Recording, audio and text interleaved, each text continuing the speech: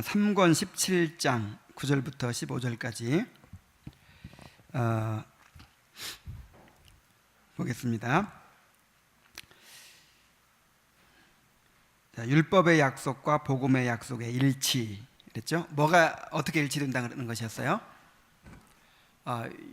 구약성에 보면 율법을 이렇게 잘 지키는 자는 이렇게 이루어 주겠다라고 하는 율법의 약속이 있잖아요.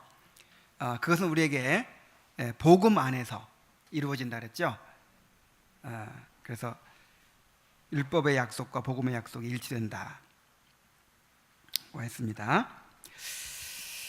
9절을 계속해서 보겠습니다. 믿음으로 말미암는 칭의가 행위의 의의 기초임.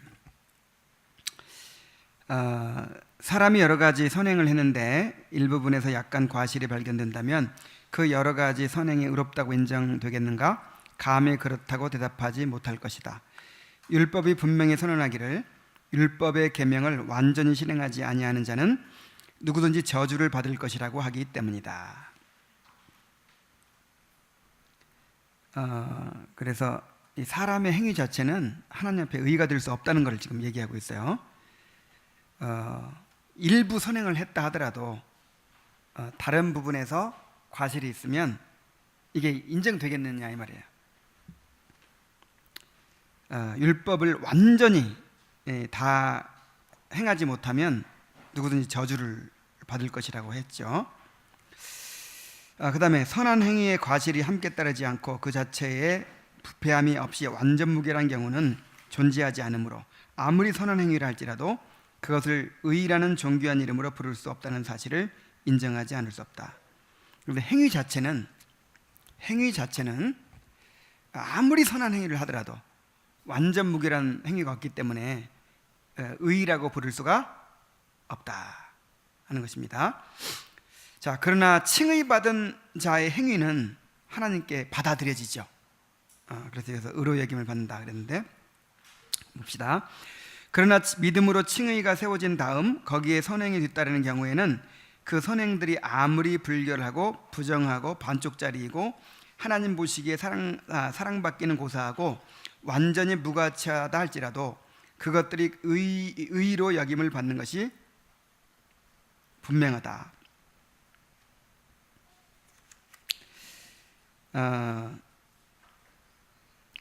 이게 무슨 얘기죠? 칭의 받은 사람의 선행은 하나님께서 받으신다 그 뜻이죠. 그게 의로워서 받으시는 것이 아니라 그 칭의 받은 사람이 하나님께 이미 받아들여졌기 때문에 그의 행위가 부족할지라도 그의 행위도 하나님께서 받아주신다라고 하는 거예요.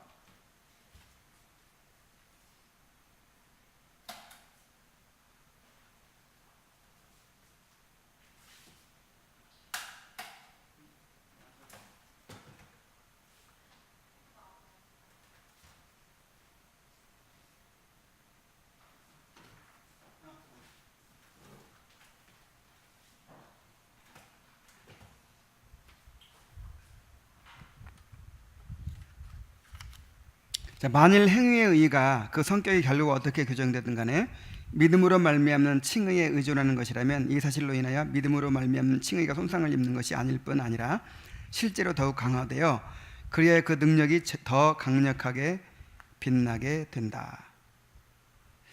사람이 믿음으로 말미암아 의롭다 하심을 얻어서 자기 자신만 의로워지시는 것이 아니라 그의 행위들까지도 그 본래의 가치를 뛰어넘어서 의롭다고 인정된다는 사실이 절대로 불합리한 것은 아닌 것이다.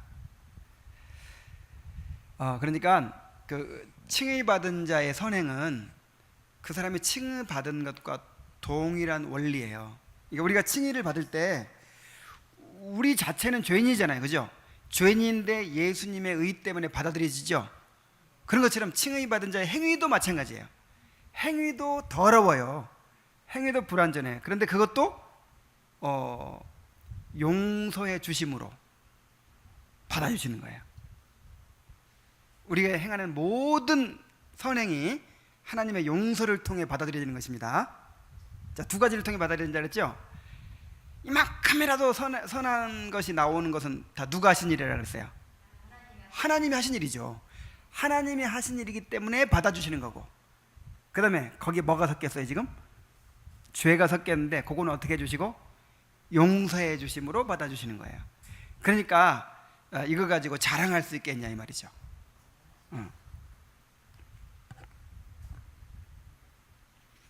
자, 10절 봅니다. 행위는 칭의로 말미암아 의로 인정받음.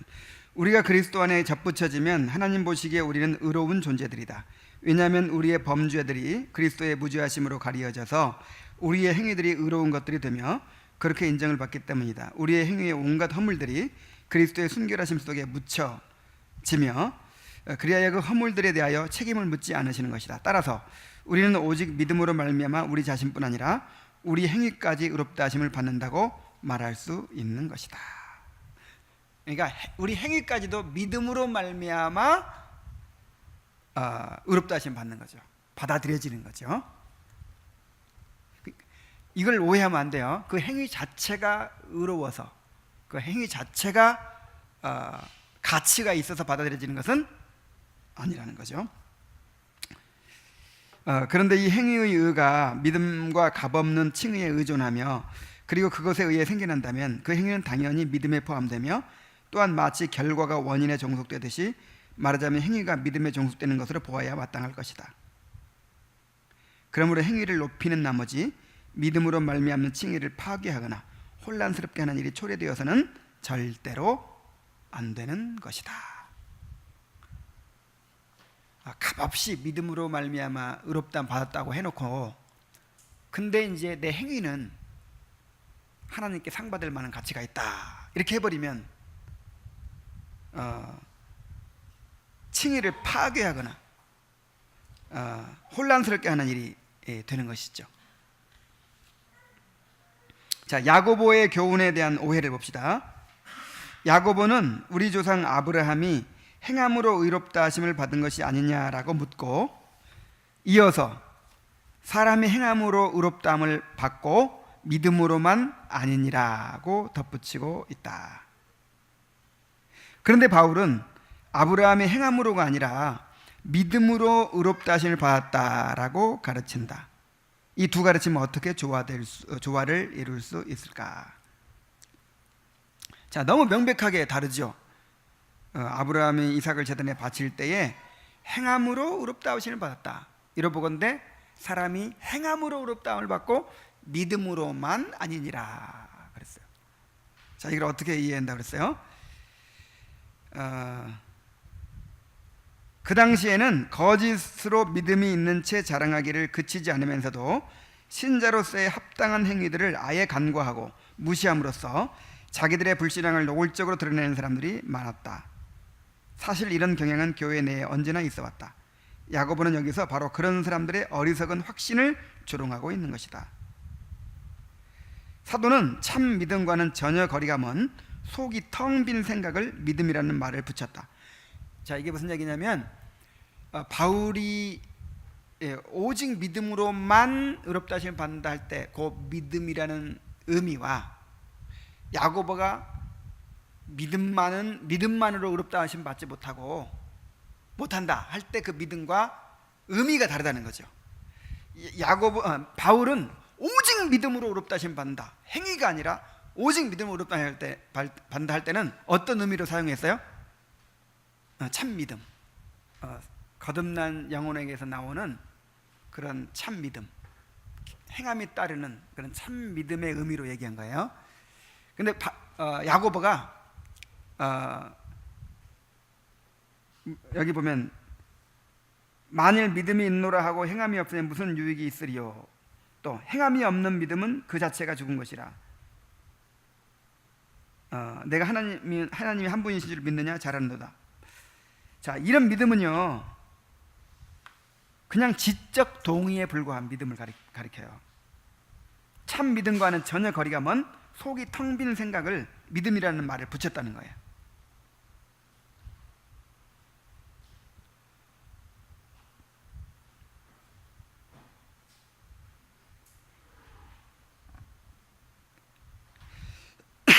그러니까 어떤 상황 속에서 그 얘기를 했느냐가 참 중요한 거예요. 그 정황이 참 중요한 거예요. 똑같은 말을 해도. 그래서 우리가 이 경건서적을 읽을 때도요, 그런 걸 알아야 돼요. 그러니까 조나단 에드워즈가 신앙감정론을 얘기할 때 어떤 배경 속에서 그 이야기를 했는지, 청교도들이 그런 얘기를 할 때 어떤 배경 속에서 했는지, 또 칼빈이 기독교를 얘기할 때 어떤 배경 속에서 했는지를 알아야 그걸 우리가 잘 적용할 수가 있어요. 아무데나 막 갖다 대면 안 되는 거예요. 신앙감정론이나 청교도에 대해서 막 엄청나게 사람을 막 이렇게 파헤치죠. 막 진짜 믿음이냐 아니냐, 진짜 회개냐 아니냐, 막 열매가 있냐 없냐 막 하죠. 진짜 왜 그런 얘기를 많이 했겠어요? 그냥 난 믿으니까, 나 믿으니까 하면서 그냥 엉망으로 사는 거예요. 전혀 신자로서의 삶을 살지 않으면서도 나는 믿으니까 구원받았어. 이 사람은 지금 이런 사람들한테 필요한 거예요. 이런 사람들한테 자기를 들여다보게 만들고 점검하게 만들고 막 깨뜨리는 거예요. 이런 사람들은. 근데 이제 어떤 또 사람들이 있냐면 정말 자기 죄 때문에 괴로워하고 힘들어하고 막 그런 사람들이 있어요. 근데 그런 사람들한테는 신앙 감정은 들이밀까요? 그런 메시지를 할까요? 그렇지 않아요. 그런 사람들이 어떤 얘기를 많이 할까요? 이 칼빈이 지금 기독교 강의에서 얘기하는 것처럼 오직 믿음으로 값없이 그걸 붙잡아야 한다. 우리가 그러면 구원받는다. 이거를 자꾸 얘기해 줘야 되겠죠. 반대로 지금 막 완전히 구원받은 사람들이 모여있어. 막 그냥 구원받았으니까 아무렇게 살아도 돼. 그런 사람들한테 앉혀놓고, 여러분 우리는 믿기만 하면 구원받습니다. 우리 행위에 관계없이 그냥 믿기만 하면. 자, 이렇게 얘기하면 어떻게 되겠어요? 옳은 말이지만 그거를 악용하겠죠. 그래서 독자들이 다른 거예요. 독자들이. 이 바울은 지금 유대주의와 싸우는 거예요. 율법주의와 싸우는 거예요. 야고보는 거짓 믿음을 가지고 이 도덕적으로 부패하고 함부로 살아가, 그냥 엉망으로 살아가는 사람들, 믿음이 있노라고 하면서 전혀 그리스도인답지 못하게 막 살아가는 사람들, 이런 사람들에 대해서 얘기하고 있는 거예요. 그래서 바울은 이 유대교에서 이제 기독교가 분리돼 나오잖아요. 그런 상황에서 이런 주로 이야기를 했고, 이 공동서신, 이번에 내가 목회대학원에서 공동서신을 배웠잖아요. 야고보서, 베드로전후서, 요한일 2, 3서, 유다서, 이런 내용들은 이제 이 세상 속에서, 그러니까 처음에는 막 그 유대교 막 싸웠죠. 근데 이제 나중에 로마에 들어가서 로마의 국교가 되고, 그건 나중이지만 어쨌든 이 로마에 이제 기독교가 전파돼서 이제 누구와 싸워야 돼요? 세상과 싸워야 돼. 세상. 이제 이 그리스도인들이 옛날에는 율법주의에 막 매여 있는 게 문제였다면 이제는 뭐가 문제예요? 세상을 사랑하고 그냥 이제 나는 구원받았으니까 이제는 나는 괜찮아 하면서 세속적으로 막 살아가는 거예요. 그런 사람들에 대해서는 이 공동서신이 또 이제 주어진 거죠. 그러니까 성경도 그렇고 어떤 책들도 그렇고 이것이 어떤 상황 속에서 어떤 사람들에게 주어졌는가, 요거를 이렇게 알 때 더 잘 우리가 적용할 수 있어요. 야고보가 의도하는 바 의롭다 하심을 받는다는 의미, 요거 다른 의미로 말했다 이 말이에요. 야고보는 아브라함이 하나님의 명령에 따라 주저하지 않고 그의 아들을 제단에 바쳤기 때문에 그가 행함으로 의롭다 하심을 받았다고 말하고 난 다음에 이에 성경에 이른바 아브라함이 하나님을 믿으니 이것을 의로 여기시다는 말씀이 이루어졌다고 말한다. 야고보가 여기서 의를 전가받은 사실이 아니라 의를 선포한 사실을 말씀하고 있는 것이 분명하다. 마치 이런 의미와도 같다. 참된 믿음으로 말미암아 의로워진 자들은 그저 아무것도 없는 상상만으로 믿음의 가면을 쓰는 것이 아니라 자기들의 의를 순종과 선행으로 증명해 보이는 것이다. 그는 우리가 어떤 식으로 의롭다 하심을 얻는지를 말하는 것이 아니라 신자들에게 선행으로 열매를 드러내 보이는 그런 의를 요구하고 있는 것이다.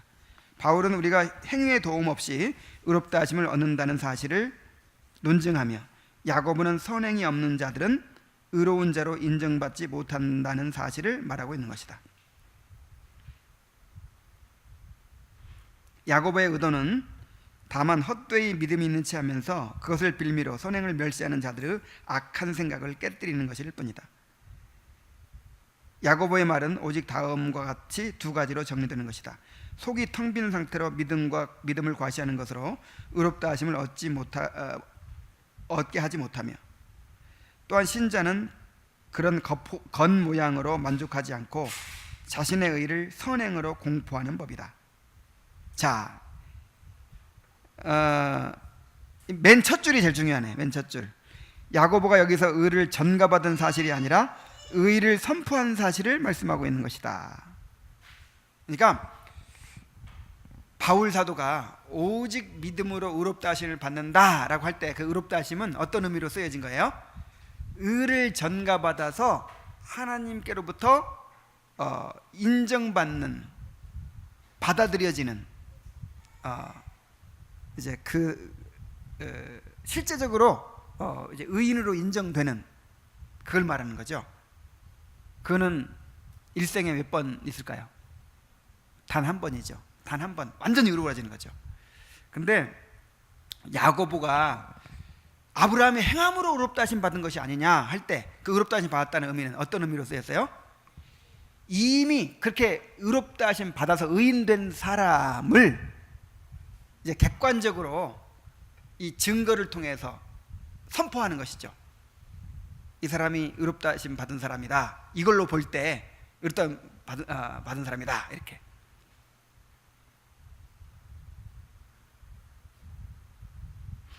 그거는 단 한 번으로 끝나지 않을 수 있죠. 여러 차례, 예를 들어서 아브라함이 이삭을 제단에 드리는 걸 통해서 이 사람이 의인이 맞구나, 이 사람이 그 언젠가 처음에 하나님께 의롭다 하심 받았다고 하더니 과연 의인이 맞구나 하고 객관적으로 이렇게 드러나죠. 요거는 단 한 번이 아니에요. 뭐 이삭을 제단에 바칠 때에도 그럴 수 있고, 그 다음에 나중에 또 뭐 어떤 일이 있어가지고 나는 나그네입니다 하고 나그네 신앙을 드러낼 때 이 사람 확실히 의인이 맞구나, 이렇게 여러 차례에 걸쳐서 계속해서 드러나게 될 수 있죠. 왜냐하면 이미 의인된 사실을 객관적으로 이렇게 드러내는 것일 뿐이니까, 선포하는 것일 뿐이니까. 자, 무슨 얘기인지 이해되죠? 그래서 내가 정리를 해봤어요. 이렇게 로마서와 야고보서의 차이, 어떻게 조화를 이룰 수 있는가. 자, 로마서에서는 그러므로 사람이 의롭다 하심을 얻는 것은 율법의 행위에 있지 않고 믿음으로 되는 줄 우리가 인정하노라 그랬잖아요. 근데 야고보서에서는 아브라함이 그 아들 이삭을 제단에 바칠 때에 행함으로 의롭다 하심을 받은 것이 아니냐, 이로 보건대 사람이 행함으로 의롭다 하심을 받고 믿음으로만은 아니니라. 완전히 다른 것 같죠. 그냥 대상이 다르다 이 말이에요. 대상. 자, 로마서 바울은 어떤 사람을 대상으로? 율법의 행위를 의지하여 의롭다 하심을 얻으려고 하는 사람들을 대상으로 이 얘기를 했어요. 그 다음에 야고보는 누구를 대상으로 했어요? 단지 지적인 동의만으로 구원의 믿음을 가졌다고 주장하는 위선자들을 대상으로 이 말을 했어요. 그러니까 당연히 그 증거를, 너 진짜 믿음 있다면 그 열매를 보여봐라, 그런 말을 하게 될 수밖에 없죠. 그 열매가 있는 사람이 진짜 믿는 사람이다, 이런 얘기를 할 수밖에 없죠.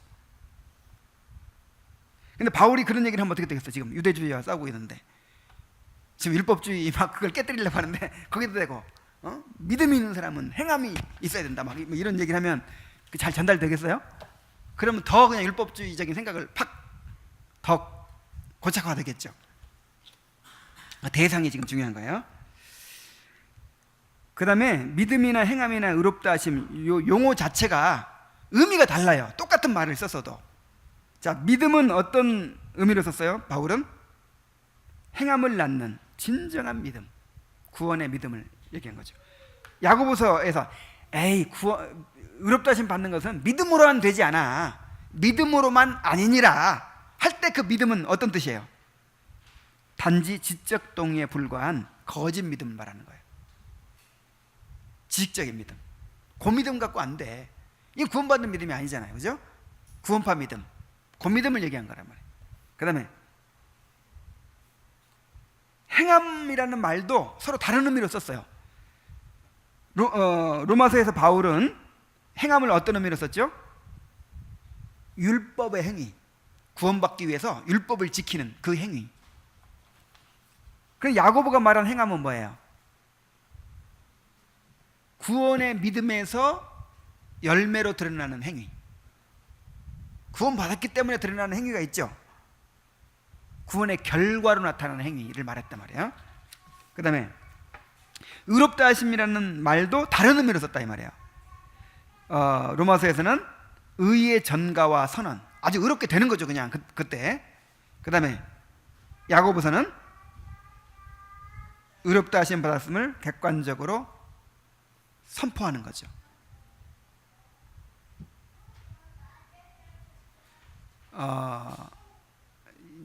내가 예화를 하나 들어볼게요. 나와 아내는 언제 부부가 됐을까요? 1988년 11월 19일 날 부부가 됐어요. 그때 부부가 완전히 된 거예요. 근데 그 뒤로 맨날 싸웠어. 예를 들어서 맨날 싸우다가 한 10년쯤 후에 그때 이제 철이 들어가지고 남편의 도리를 잘 해주는 거예요. 그리고 아내가 나보고 그러는 거야. 아, 이제 당신 진짜 내 남편이에요. 그렇게 얘기했다고 합시다. 그런 얘기 할 수 있죠. 아, 당신 진짜 내 남편이야. 자, 그러면 언제부터 남편 된 거예요? 88년도에. 그러면 이제야 당신이 진짜 내 남편이요. 이 말은 무슨 말이야? 그때 남편 됐던 것이 이제야 드러나게 된 거죠. 이제 객관적으로 드러나게 된 거죠. 예화가 적절한가? 그거 똑같아요. 별로라는데.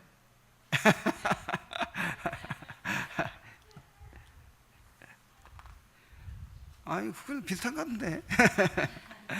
아브라함이 의롭다 하심 받았지만 의인처럼 살았어요, 못 살았어요, 그동안에? 그게 안 드러났어, 아직. 덜 자라서.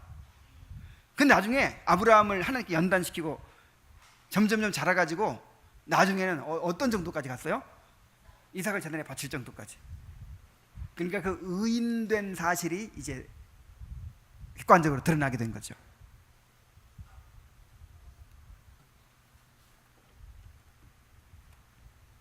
그 다음에 로마서 2장 13절의 논지. 하나님 앞에서는 율법을 듣는 자가 의인이 아니요 오직 율법을 행하는 자라야 의롭다 하심을 얻으리니. 이렇게 이제 한 구절을 가지고 율법을 지킴으로 의롭다 하심을 얻을 수 있다고 했지 않느냐 하고 막 주장한단 말이에요. 자, 여기에 대해서 칼빈이 어떻게 반박합니까? 유대인들은 오직 자기들만이 율법의 지식을 가지고 있다고 주장하면서도 스스로 율법을 가장 멸시하는 처지에 있었는데 그냥 지키지도 않았다 이 말이야. 여기서 사도는 그런 유대인들의 어리석은 신념을 무너뜨리고 있는 것이다. 그러므로 사도는 그들이 율법에 대한 지식이 있는 것으로 만족하지 않도록, 만일 율법에서 의의를 찾는다면 율법에 대한 지식이 아니라 율법을 지키는 데서 찾아야 할 것이라고 경고하고 있는 것이다. 야, 너희들이 율법 있는 걸 자랑하려면 지켜야 할 거 아니냐. 지켜야 의롭다 안 받을 거 아니냐. 이렇게 얘기하고 있는 것이지, 율법을 지켜서 의롭다 안 받아라 그 뜻이 아니란 말이죠. 그 다음에 14절, 신자들이 하나님께 자기들의 행위를 호소하는 의미. 자, 시편 7편 8절에 보면은 여호와께서 만민에게 심판을 행하시오니 여호와야 나의 의와 나의 성실함을 따라 나를 심판하소서. 이런 구절들이 있죠. 또 시편 17편 1절로 3절, 여호와의 의의 호소를 들으소서. 나의 울부짖음에 주의하소서. 거짓되지 아니한 입술에서 나오는 나의 기도에 귀를 기울이소서. 주께서 내 마음을 시험하시고 밤에 내게 오시어서 나를 감찰하셨으나 흠을 찾지 못하였사오니 내가 결심하고 입으로 범죄하지 아니하리이다. 또 시편 18편 20절로 21절 23절, 여호와께서 내 의의를 따라 상 주시며 내 손의 깨끗함을 따라 내게 갚으셨으니 이는 내가 여호와의 도를 지키고 악하게 내 하나님을 떠나지 아니하였으며 또한 나는 그의 앞에 완전하여 나의 죄악에서 스스로 자신을 지켰나니. 야, 자기 스스로 의롭다고 막 하죠. 자, 이 구절들은 행위로 의롭다 하시는 판단하는 것을 증거하고 있지 않는가 하는 거예요. 자, 이것에 대해서 어떻게 우리가 이해해야 됩니까? 이 구절들은 두 종류로 나뉘어진다. 하나는 성도들이 자기들 자신을 완전히 심사하여 삶 전체의 성격에 따라서 정죄를 받거나 무죄 판정을 받기를 바라는 것이 아니고, 특정한 사항에 대해서만 하나님의 판단을 바라는 의미가 있는 구절들이다. 그러니까 내가 죄가 하나도 없이 의롭게 행했습니다, 그게 아니라 어떤 특정한 죄를 범하지 않은 것에 대해서 얘기한 거란 말이죠. 그리고 또 하나는 하나님의 완전하심과 견주어 자기 자신의 의를 주장하는 것이 아니라 악하고 불경한 자들과 비교하여 자기들의 의를 주장하는 그런 구절들이다. 그러니까 상대적인 의를 말하고 있다는 것이죠.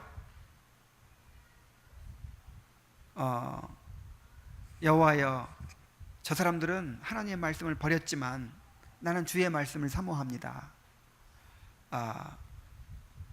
내가 지금 하나님 앞에 흠도 점도 없이 의롭다는 뜻이 아니라 이 특정한 사안에 대해서 내가 지금 하나님께 순종하고 있다는 것이고, 그것도 누구에 비해서, 그 악인들에 비해서 내가 그렇게 하려고 하고 있다는 것이지, 그것도 의롭다는 뜻은 아니죠. 그 상대적인 의의를 말하는 것이라 이 말이에요.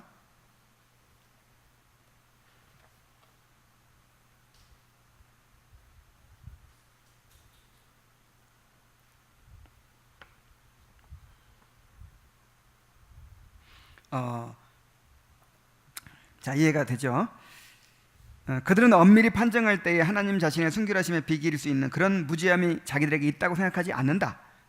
그러나 그 대적하는 자들의 악의와 거짓 관계와 사악함과 비교할 때에 자기들이 진실하고 의로움에 검소하고 순결하다는 것을 알기 때문에, 그리고 그 순결함이 하나님을 기쁘시게 하는 것도 알고 있으므로 하나님께서 자기들과 대적자들 사이에서 심판자로 행하여 주시기를 하나님께 담대히 요청할 수도 있는 것이다.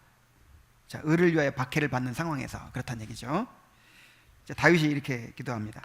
여호와여, 여호와께서 사람에게 그의 공의와 신실을 따라 갚으시리니. 바울은 또 이렇게 하죠. 우리가 세상에 특별히 너희에 대하여 하나님의 거룩함과 진실함으로 행하되.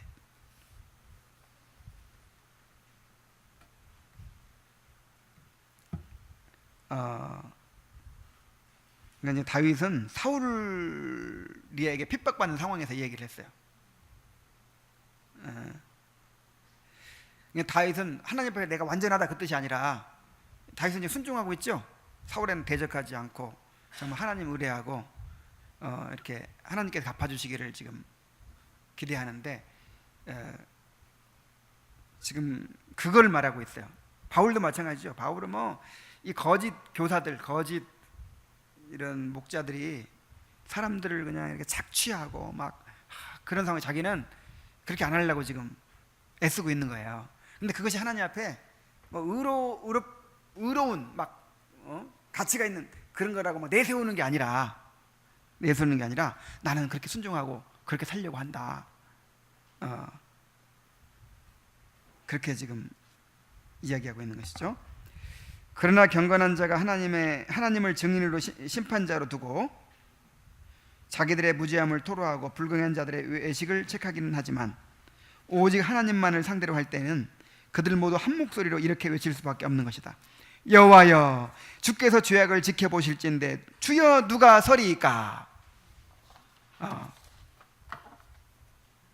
자, 이해가 되죠? 주의 종에게 심판을 행하지 마소서. 주의 눈앞에는 의로운 인생이 하나도 없나이다.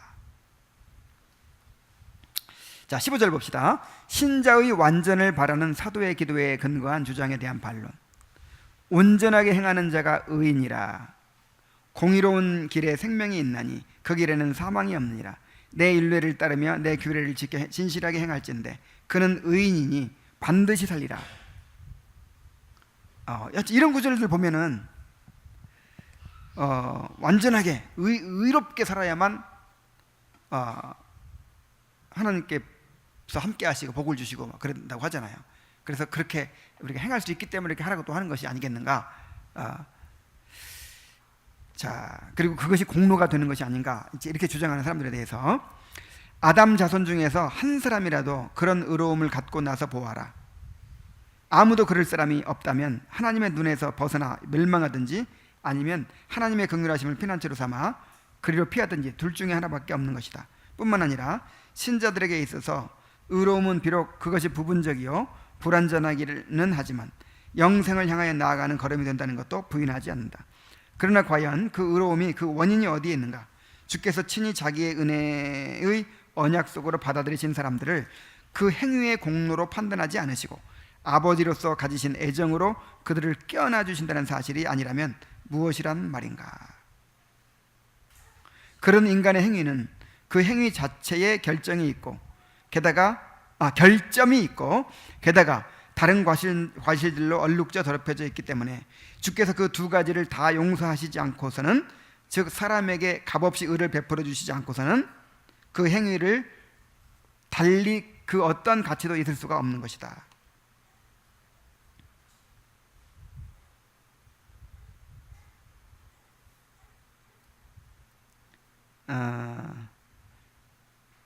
그러니까 이 구절들은 우리가 의롭게 행할 때 그것이 공로가 돼가지고 하나님께 공로를 갚아주신다는 이런 차원이 절대 아니라는 거죠. 아까도 말했지만 우리가 의롭다함 받았기 때문에 우리의 행위가 부족해도 받아주시는 거예요. 우리 대한이가 내 사랑하는 아들이기 때문에 코 묻은 과자를 줘도 그냥 받아 먹는 거예요.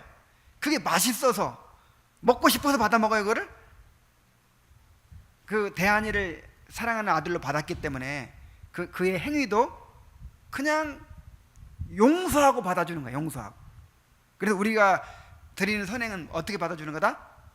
용서를 통해 받아주는 거라는 사실을 항상 기억해야 돼요. 자, 그런 의미로 얘기한 거예요.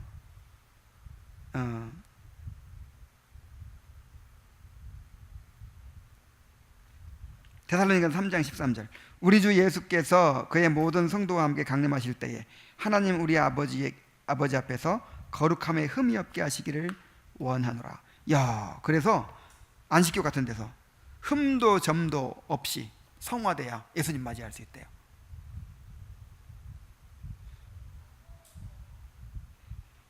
자, 그렇습니까? 여기에 대해서 어떻게 설명해 나옵시다. 모든 경건한 자들은 언젠가는 자기들이 하나님 앞에서 흠과 티가 없이 나타날 것을 바라보면서 그 목표를 사모하여야 한다. 그러나 이 세상의 삶에서 아무리 좋고 탁월한 계획을 갖는다 해도 그것은 그저 조금씩 나아지는 것에 불과한 것이니 이 죄악된 육체를 벗어버린 다음 주님과 완전히 연합될 때에야 비로소 그 목표에 이를 것이다. 그러니까 흠도 점도 없이 되는 것도 이 은혜로 나중에 영화되는 것이지, 그렇게 영화될 때 이루어지는 것이지 우리가 이 땅에서 막 성화를 이루어가지고 이 땅에서 흠도 점도 없이 되는 것이 아니라는 거죠. 우리가 성도들의 덕을 완전하다고 부르지만 이 완전함에는 또한 진정으로 그리고 겸손함으로 불완전함을 인정하는 것이 포함되어 되는 것이다. 자, 그래서 오늘은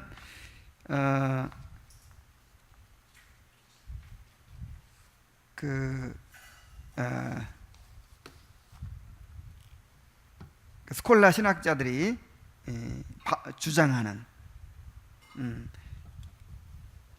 우리가 인간의 행위가 의로울 수 있고 그 행위의 의로 하나님 앞에 인정받을 수 있다, 이렇게 주장하는 그 구절들이 그런 뜻이 아니라는 것을 우리가 살펴봤습니다. 자, 오늘 여기까지 합시다. 우리 기도하겠습니다. 하나님 아버지, 이렇게 성경의 모든 구절들, 애매하고 또 헷갈렸던 구절들까지도 이렇게 자세하게 분명하게 이해하고 또 깨달을 수 있게 해주셔서 감사드립니다. 하나님 아버지, 참으로 우리가 이렇게 이론과 지식으로만 깨달을 것이 아니라 이것을 참으로 우리 삶 속에서 누리게 하여 주옵소서.